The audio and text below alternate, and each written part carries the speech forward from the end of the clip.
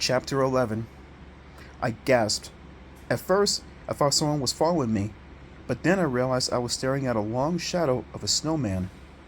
The shadow tilted over the road. The tree branch arms, one raised, one out to the side, appeared long and menacing. I stepped over the shadow and crossed the street, but another shadow fell over me. Another snowman. An identical snowman. The shadows of the strange snowmen fell over each other. I suddenly felt as if I were walking in a black and white world of shadowy heads, fluttering scarves, and stick-like arms, all saluting, all waving. Why were there so many of them? Why did the people in this village build them all alike? Another howl made me raise my eyes from the crisscrossing shadows over the snow. This howl sounded closer, and it definitely sounded human. A chill ran down my back. I turned. Time to head home, I decided. My heart was pounding now.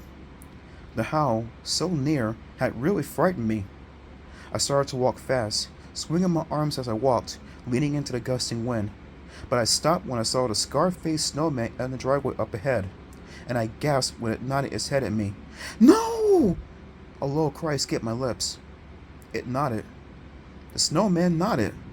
Then the head rolled to the ground and cracked apart with a soft thud. And I realized the wind had made his head nod. The wind had blown the scarred head off the body. What am I doing out here? I asked myself. It's late and it's cold, and it's weird, and some kind of creature nearby is howling his head off. I gazed across the yard at the headless snowman. The head was a shattered clump of white at the snowman's base, but the scarf had remained on top of the round body.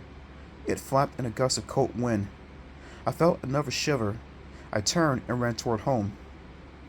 Ran through the blue-black shadows of snowmen. My boots crushed over the shadows of their waving arms, their scarred heads.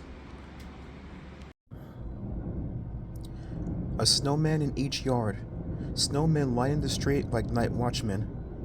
This walk was a bad idea, I thought, feeling panic tight in my chest. I want to be home now. I want to be back in the safety of my new home.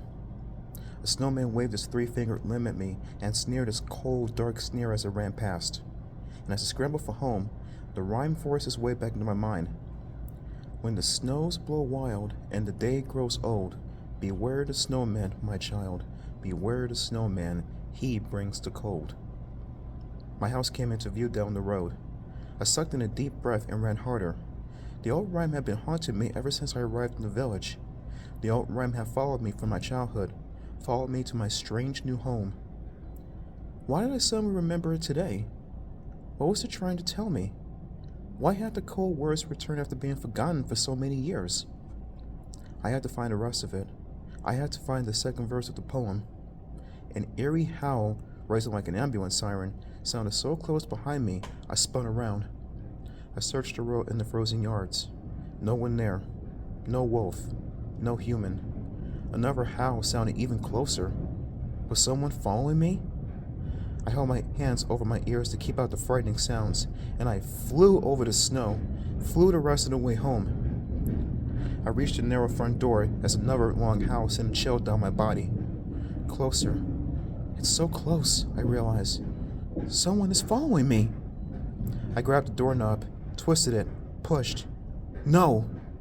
The door didn't budge. I twisted again. This way, the other way. Pushed the door, pulled it. Locked. I had locked myself out.